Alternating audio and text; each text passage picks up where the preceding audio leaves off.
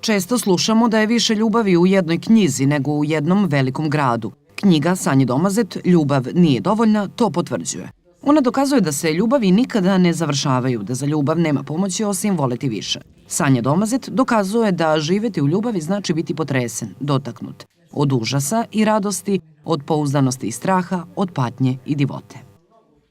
Ljubav se nije izgubila, ona se malo zaturila, malo smo je zaboravili, kao kad neki nakit najdragoceniji dugo ne nosimo i nekako očekujemo da ćemo ga staviti, da će doći dan za njega, ali taj dan nekako nikako ne dolazi a nakit stoji i sije u mraku, a život nam prolazi u sivilu.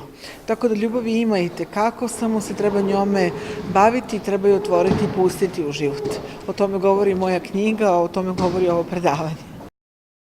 Prava ljubav uključuje bliskost i distancu. Što više odvojenosti staviš na jednu stranu vage, to više zajedništva možeš da staviš na drugu stranu. U zdravoj ljubavi nema straha da može krenuti loše, niti brige o tome kako će se snaći ako izgube svog partnera. Što više možeš da uživaš u životu i da se osjećaš sigurno u sebe kad si sam, to zanimljivija osoba postaješ i više toga imaš na raspolaganju da podeliš sa partnerom.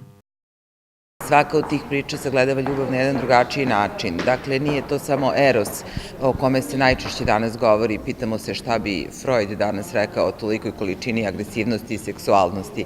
Sanja kao jedan umetnik koji duboko sagledava ljudsku dušu zapravo vidi da je ljubav i ono što imamo u porodici, ono što imamo među prijateljima, da se ljubav može gajiti i prema umetnosti, da ljubav ima te najrazličitije aspekte koje je savremeno društvo potisnulo, nije ih zaboravilo. Svako od nas osjeća sve te različite vrste ljubavi. Sanja Domazet diplomirala je na Pravnom fakultetu u Beogradu, dok je magistarske i doktorske studije završila na Fakultetu političkih nauka u Beogradu, gde već dugo i predaje na katedri za novinarstvo. Iza sebe ima priznanje Meša Selimović, Žensko pero i druge prestižne književne nagrade, a njena dela prevođena su i izvođena na nekoliko evropskih jezika. Pored toga bavi se i kulturnim novinarstvom i piše za nekoliko uglednih listova.